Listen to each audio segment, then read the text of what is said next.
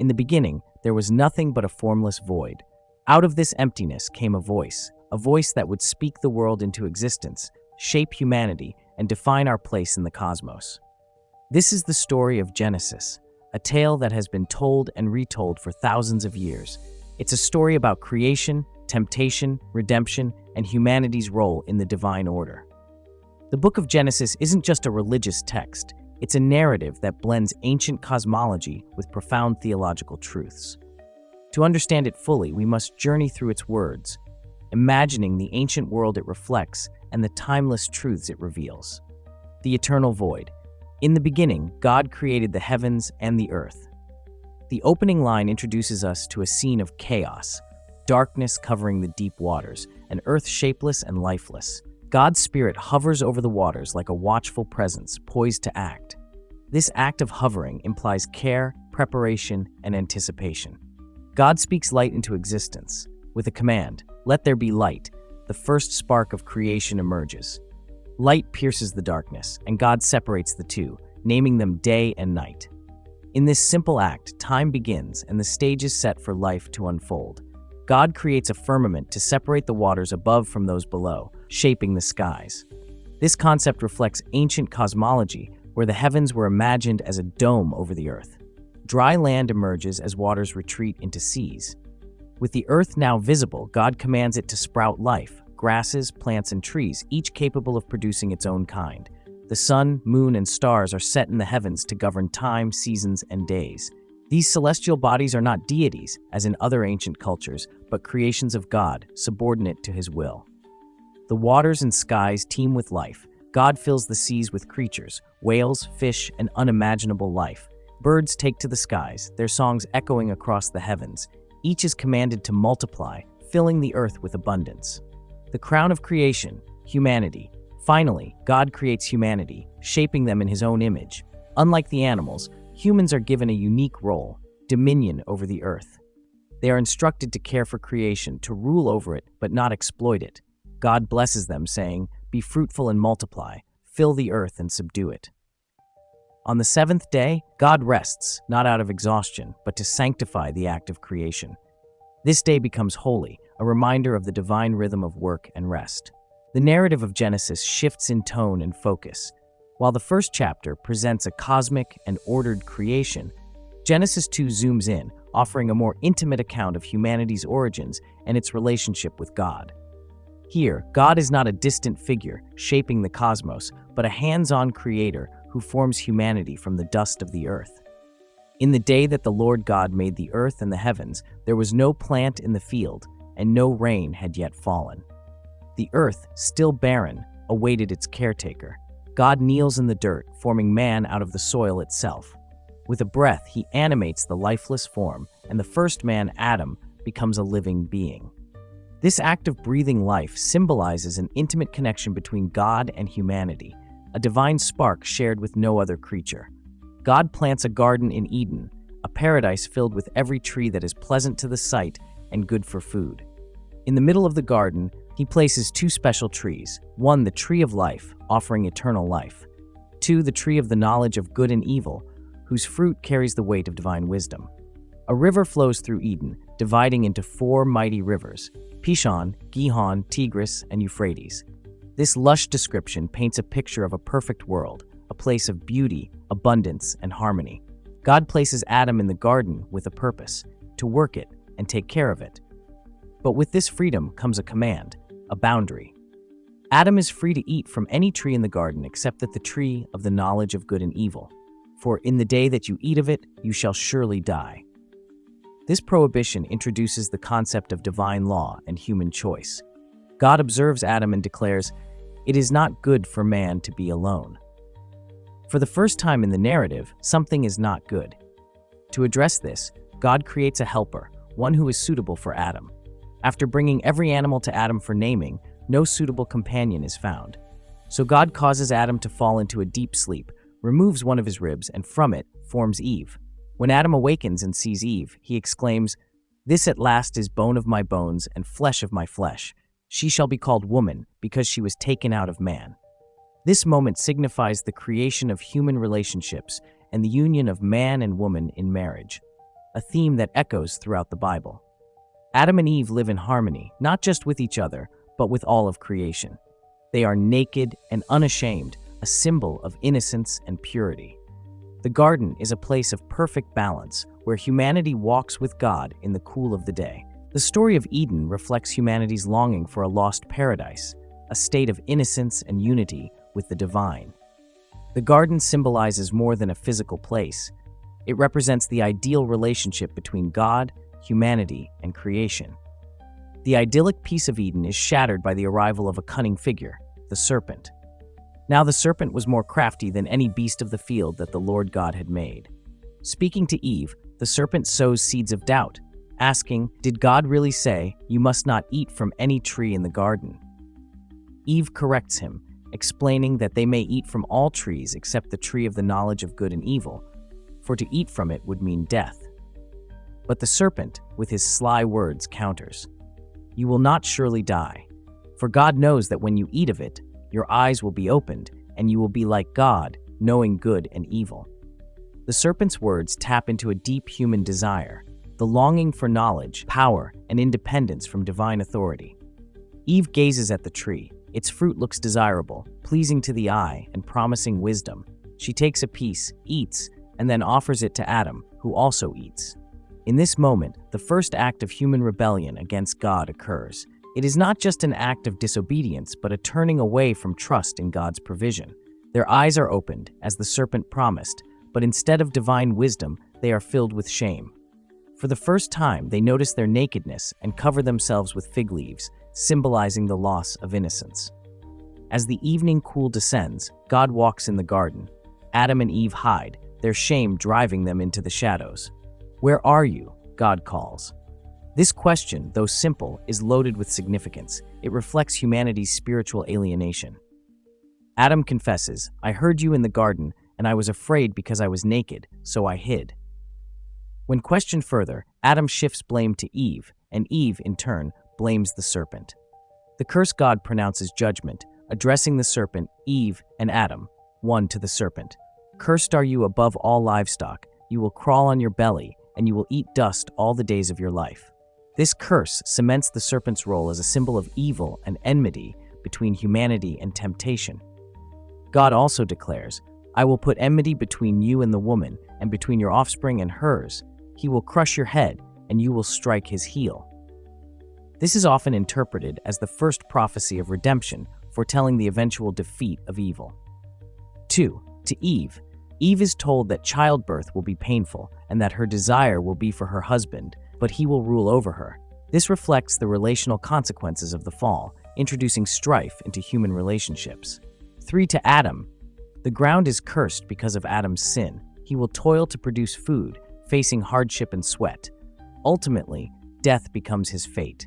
"For dust you are, and to dust you will return." God makes garments of skin for Adam and Eve, a gesture of care even in their punishment. Yet they cannot remain in Eden. To prevent them from eating from the tree of life and living forever in a state of sin, God drives them out of the garden. An angel with a flaming sword is placed at the entrance to guard the way to the tree of life. Humanity is exiled, left to wander a world now marked by struggle and separation from God. The story of the fall is more than a tale of disobedience. It is a profound exploration of human nature, free will, and the consequences of choices. In many ways, it reflects universal themes: the pursuit of knowledge, the struggle with temptation, and the loss of innocence. After their expulsion from Eden, Adam and Eve begin their lives in the harsh, untamed world. In time, Eve gives birth to 2 sons, Cain, the elder, and Abel, the younger. Cain becomes a farmer, working the soil, while Abel becomes a shepherd, tending flocks. These professions symbolize the diverging paths of humanity, one rooted in the land, the other in the care of living creatures. Cain and Abel both bring offerings to the Lord, each from their respective labor. Cain offers fruits of the soil, while Abel brings the fat portions from the firstborn of his flock. God looks favorably on Abel's offering, but not on Cain's, though the text does not explicitly state why. Scholars have debated the reasons behind God's acceptance of Abel's offering over Cain's. Some suggest it was the quality or sincerity of the offerings. Abel gave the best of his flock, while Cain's offering lacked such distinction. Others view it as a reflection of the heart and attitude behind the act. Regardless, God's favor stirs jealousy in Cain, planting the seeds of resentment. Cain becomes angry, his face downcast. God, seeing this, warns him, "Why are you angry? Why is your face downcast? If you do what is right, will you not be accepted? But if you do not do what is right, sin is crouching at your door. It desires to have you, but you must rule over it." This moment reveals the universal struggle with sin. It is ever present, but humans have the choice and responsibility to resist. Despite God's warning, Cain's anger festers. He invites Abel to the field under false pretenses, and there he rises against his brother and kills him. This act marks the first murder in human history, a shocking escalation of sin and a direct consequence of humanity's fall. The Lord confronts Cain, asking, "Where is your brother Abel?" Cain's infamous reply echoes through history, "I don't know. Am I my brother's keeper?" This rhetorical question reveals Cain's attempt to evade responsibility, but it also underscores a central theme of Genesis: humanity's obligation to one another. God pronounces judgment. The ground will no longer yield crops for Cain, making his life as a farmer futile. He is condemned to be a restless wanderer on the earth.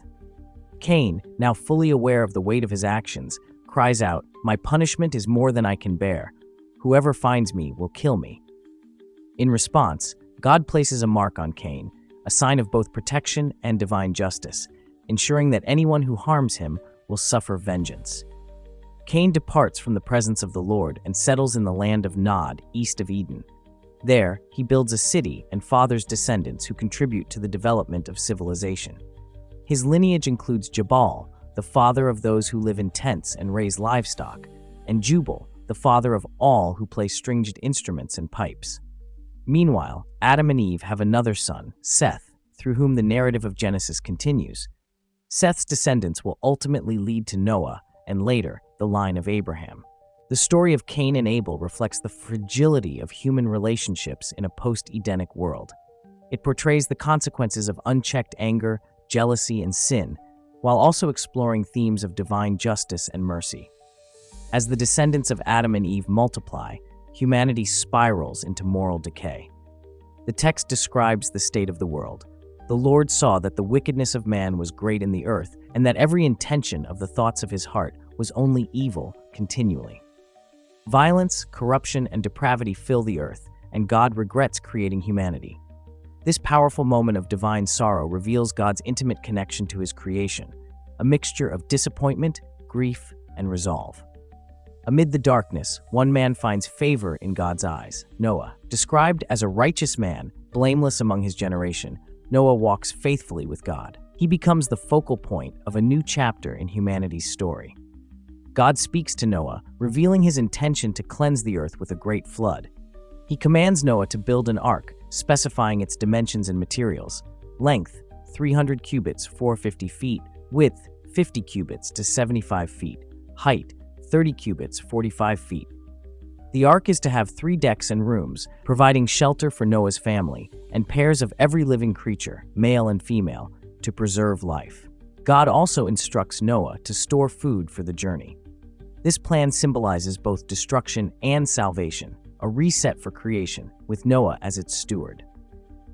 After decades of preparation, the time arrives. Noah, his wife, his 3 sons, Shem, Ham, and Japheth, and their wives enter the ark. As the animals are gathered, the fountains of the great deep burst forth, and the windows of the heavens open. Rain falls for 40 days and 40 nights, covering the earth and submerging even the highest mountains. Every living thing outside the ark perishes, humans, animals, and plants alike.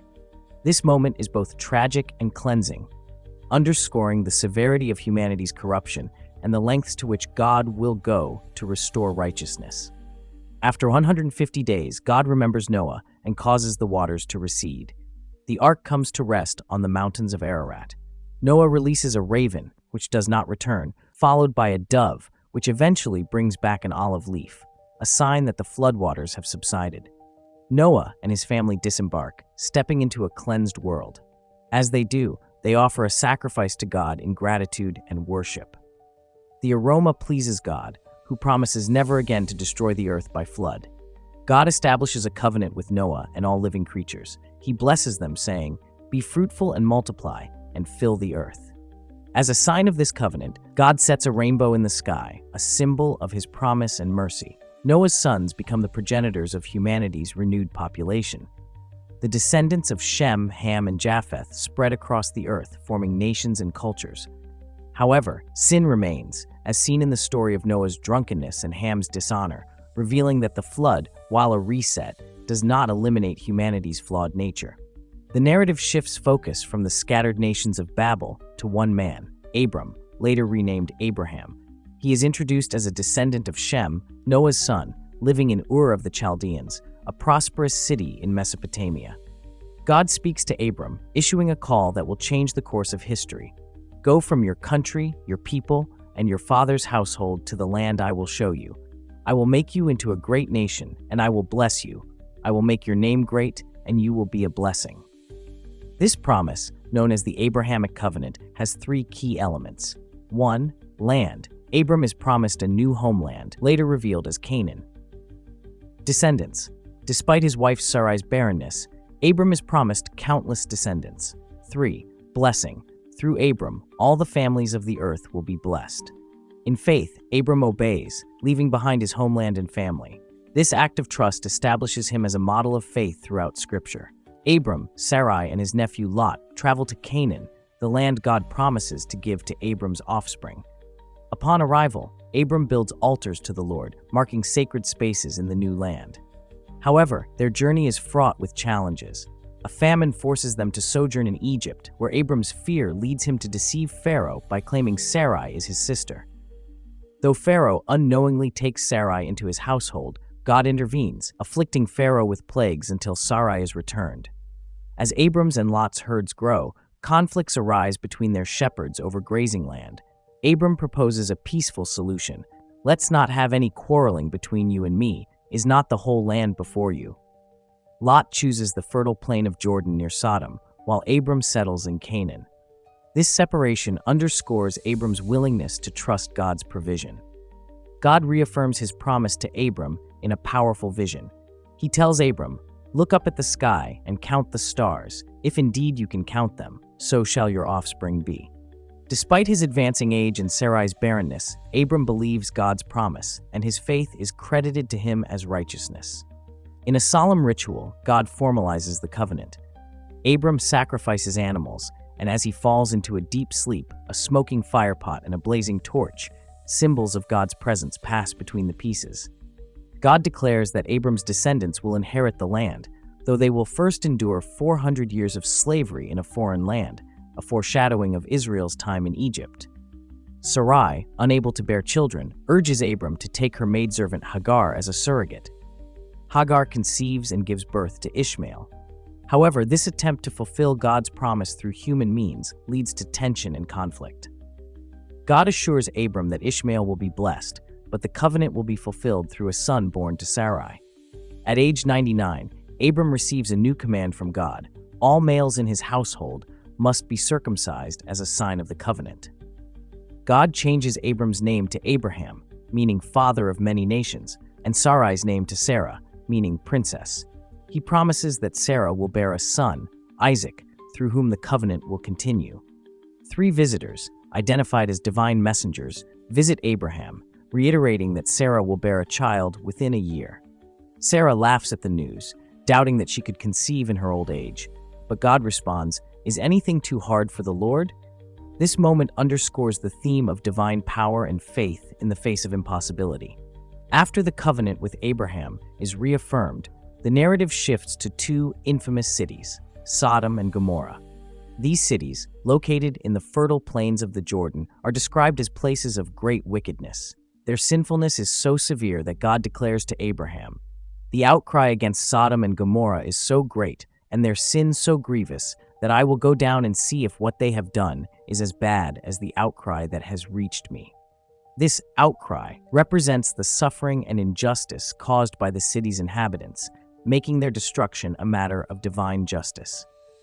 As God reveals his intention to destroy the cities, Abraham boldly intercedes. Standing before the Lord, he asks, "Will you sweep away the righteous with the wicked? What if there are 50 righteous people in the city? In this remarkable dialogue, Abraham negotiates with God, reducing the number to just 10 righteous people. God agrees that if 10 righteous individuals can be found, the cities will be spared. This interaction highlights God's mercy and Abraham's role as an intercessor, emphasizing the tension between justice and grace. Two angels, appearing as men, arrive in Sodom and are welcomed into the home of Lot, Abraham's nephew. That night, the men of Sodom surround Lot's house, demanding that the visitors be handed over to them for abuse. Lot pleads with them to stop, offering his daughters instead, a shocking act that underscores the moral depravity of the city and the desperate lengths Lot goes to protect his guests. The angels intervene, striking the mob with blindness. They warn Lot to gather his family and flee the city, for its destruction is imminent. At dawn, Lot and his family are escorted out of the city by the angels, who urge them, "Flee for your lives, don't look back, and don't stop anywhere in the plain." As fire and brimstone rain down from the heavens, the cities are utterly destroyed. Lot's wife, however, looks back, longing for the life she is leaving behind. She is turned into a pillar of salt, a tragic reminder of the consequences of disobedience and attachment to sin. Lot and his daughters seek refuge in the mountains, living in isolation. In a disturbing turn, Lot's daughters, believing they are the last humans on earth, conspire to preserve their family line by getting their father drunk and bearing his children. The resulting offspring, Moab and Ben-Ammi, become the ancestors of the Moabites and Ammonites, two nations that will play significant roles in Israel's future. After years of waiting, the promise given to Abraham and Sarah finally comes to pass. Despite their advanced age, Abraham is 100 and Sarah is 90, Sarah gives birth to a son, Isaac. His name, meaning laughter, reflects both Sarah's initial disbelief and the joy his birth brings. Isaac's birth is not merely a moment of personal triumph for Abraham and Sarah. It is a fulfillment of God's covenant and a reminder of his faithfulness. Through Isaac, the line that will eventually lead to Israel and the Messiah is established. Conflict arises within Abraham's household. Sarah, protective of Isaac's inheritance, insists that Hagar and her son Ishmael be sent away. Though the request grieves Abraham, God assures him that Ishmael will also become a great nation. Hagar and Ishmael are cast out into the wilderness, where they face near certain death. However, God hears Ishmael's cries and provides water and protection. Ishmael grows to become the ancestor of the Arab peoples, fulfilling God's promise that he too would be blessed.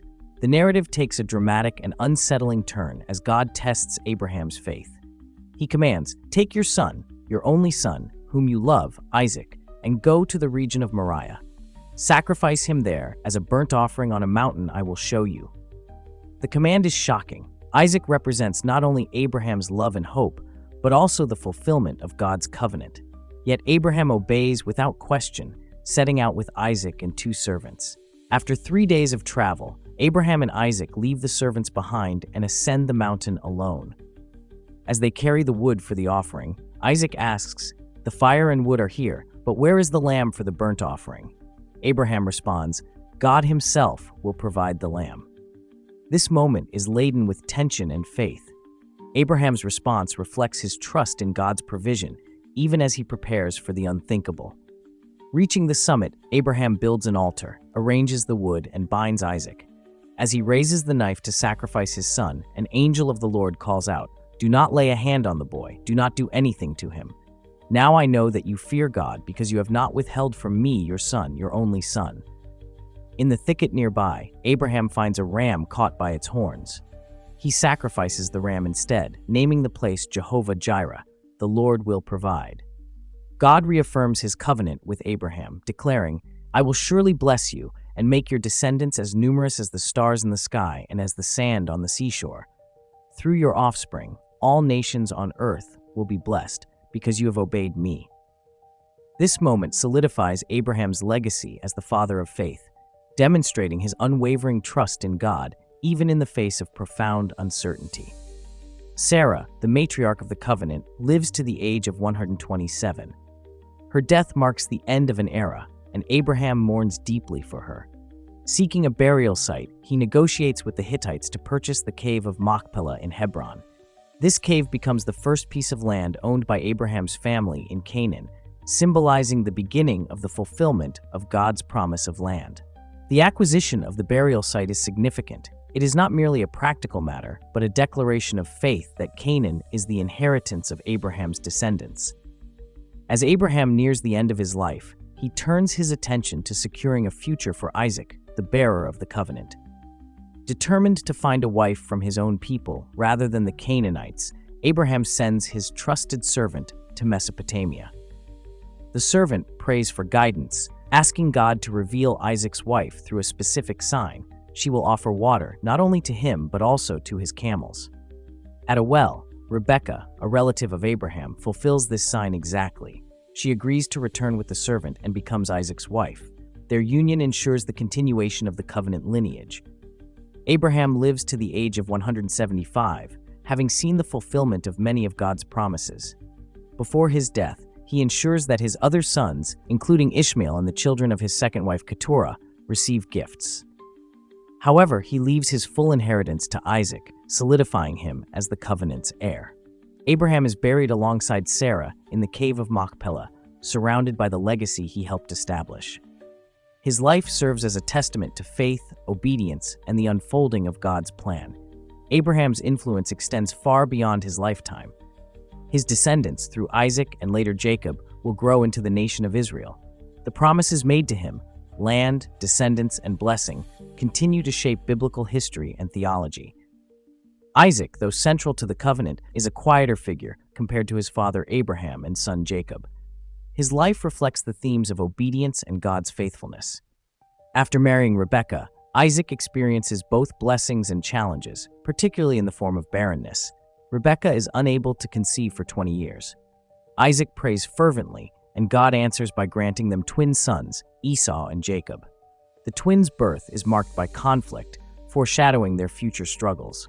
Esau, the elder, emerges red and hairy, while Jacob, the younger, is born gripping Esau's heel. God declares to Rebekah, "Two nations are in your womb, and two peoples from within you will be separated. One people will be stronger than the other, and the older will serve the younger." This prophecy sets the stage for the reversal of societal norms, where the younger Jacob will inherit the covenant blessings. Esau, a skilled hunter, is favored by Isaac, while Jacob, a quieter man, is closer to Rebekah. One day, Esau returns from the field famished and demands food from Jacob. Seizing the opportunity, Jacob offers stew in exchange for Esau's birthright, the privileges and responsibilities of the firstborn. Esau, driven by immediate hunger, agrees, showing contempt for his inheritance. This moment highlights the contrasting values of the two brothers: Esau's impulsive nature versus Jacob's cunning and long-term vision. As Isaac grows old and blind, he prepares to bless Esau, his favored son. However, Rebekah and Jacob conspire to deceive him. Disguising himself as Esau, Jacob brings food to Isaac and receives the blessing intended for his brother. "May God give you heaven's dew and earth's richness, an abundance of grain and new wine. May nations serve you and peoples bow down to you. Be lord over your brothers, and may the sons of your mother bow down to you." When Esau discovers the deception, he is furious and vows to kill Jacob. Rebekah, fearing for Jacob's life, sends him to her brother Laban in Haran. On his way to Haran, Jacob stops to rest and dreams of a ladder stretching from earth to heaven, with angels ascending and descending. At the top stands God, who reaffirms the covenant made with Abraham and Isaac. "I am the Lord, the God of your father Abraham, and the God of Isaac. I will give you and your descendants the land on which you are lying. All peoples on earth will be blessed through you and your offspring." Jacob wakes, awestruck, and names the place Bethel, meaning house of God. This vision marks a turning point in Jacob's life, as he begins to recognize his role in God's plan. Jacob arrives in Haran and falls in love with Rachel, Laban's younger daughter. He agrees to work 7 years to marry her, but on the wedding night, Laban deceives him, substituting Rachel's elder sister, Leah. Jacob marries Rachel a week later, but must work another 7 years. Over the years, Jacob's household grows. He fathers 12 sons and a daughter through Leah, Rachel, and their maidservants, Bilhah and Zilpah. These sons become the patriarchs of the 12 tribes of Israel. After years of labor, Jacob decides to return to Canaan. Fearing Esau's wrath, he sends gifts ahead as a peace offering. On the journey, Jacob wrestles with a mysterious figure, identified as an angel or God himself through the night. Refusing to let go, Jacob demands a blessing. The figure renames him Israel, meaning he struggles with God, and blesses him. The next day, Jacob meets Esau, who surprisingly embraces him, putting years of enmity to rest. Jacob's story transitions to focus on Joseph, his 11th son, and the firstborn of Rachel, Jacob's beloved wife. Joseph is Jacob's favorite, a fact made evident by the ornate robe Jacob gives him, a coat of many colors. This favoritism sparks envy and resentment among Joseph's brothers. Joseph's dreams add fuel to the fire. In one dream, he sees sheaves of grain bowing to his own. In another, the sun, moon, and 11 stars bow before him. These visions, interpreted as signs of Joseph's future authority, deepen his brothers' hatred. Unable to tolerate Joseph any longer, his brothers plot to kill him. Reuben, the eldest, persuades them to throw Joseph into a dry cistern instead, intending to rescue him later. However, while Reuben is away, the brothers sell Joseph to a caravan of Ishmaelite traders heading to Egypt for 20 pieces of silver. To conceal their actions, they dip Joseph's robe in goat's blood and present it to Jacob, who believes his son has been killed by a wild animal. Jacob mourns deeply, refusing to be comforted. Arriving in Egypt, Joseph is sold to Potiphar, an officer of Pharaoh. Despite his circumstances, Joseph prospers because the Lord was with him. He gains favor in Potiphar's household and is placed in charge of all his master's possessions. However, Potiphar's wife falsely accuses Joseph of attempting to assault her after he resists her advances. Joseph is imprisoned, but even in prison, God's presence remains with him. He gains the trust of the warden and becomes responsible for the other prisoners. While in prison, Joseph interprets the dreams of two fellow inmates, Pharaoh's cupbearer and baker. The cupbearer dreams of returning to his position, while the baker dreams of his execution. Joseph's interpretations prove accurate, but the cupbearer forgets his promise to help Joseph. 2 years later, Pharaoh himself has troubling dreams. 7 fat cows are consumed by 7 lean cows, and 7 healthy heads of grain are swallowed by 7 thin ones. When no one can interpret these dreams, the cupbearer remembers Joseph. Brought before Pharaoh, Joseph credits God with his ability to interpret dreams. He explains that the dreams predict 7 years of abundance, followed by 7 years of famine. He advises Pharaoh to appoint someone to oversee grain storage during the plentiful years to prepare for the famine. Impressed by Joseph's wisdom, Pharaoh appoints him as second in command over Egypt, granting him authority over all its resources. At age 30, Joseph becomes the governor of Egypt. During the years of abundance, he oversees the storage of grain, and during the famine, he distributes it, saving countless lives.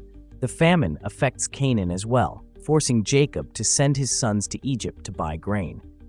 When they arrive, they unknowingly bow before Joseph, fulfilling his earlier dreams. Recognizing them, but remaining disguised, Joseph tests their character. He accuses them of being spies and demands they bring their youngest brother, Benjamin, to prove their honesty. After several dramatic encounters, including the planting of a silver cup in Benjamin's sack, Joseph sees his brother's transformation. Judah, once complicit in Joseph's sale, offers himself as a substitute for Benjamin, demonstrating newfound selflessness. Overcome with emotion, Joseph reveals his identity. "I am Joseph. Is my father still alive?" The brothers are terrified, but Joseph reassures them, "Do not be distressed or angry with yourselves because you sold me here, for God sent me ahead of you to preserve life." Joseph's forgiveness and recognition of God's providence emphasize themes of reconciliation and divine purpose. He invites his family to settle in Egypt, where they are given the fertile land of Goshen. Jacob, now old, moves to Egypt with his family. Before his death, he blesses his sons, prophesying their futures and establishing the tribes of Israel. Jacob dies at 147 and is buried in the cave of Machpelah alongside Abraham and Sarah. Joseph lives to see his family flourish in Egypt. Before his death, he reassures his brothers that God will one day lead their descendants out of Egypt and back to the promised land. He makes them swear to carry his bones with them when that time comes. The story of Joseph and his family concludes the book of Genesis, transitioning into the story of Israel's enslavement and eventual exodus from Egypt. It encapsulates the central themes of the book: God's promises, human flaws, and the unfolding of a divine plan that stretches across generations.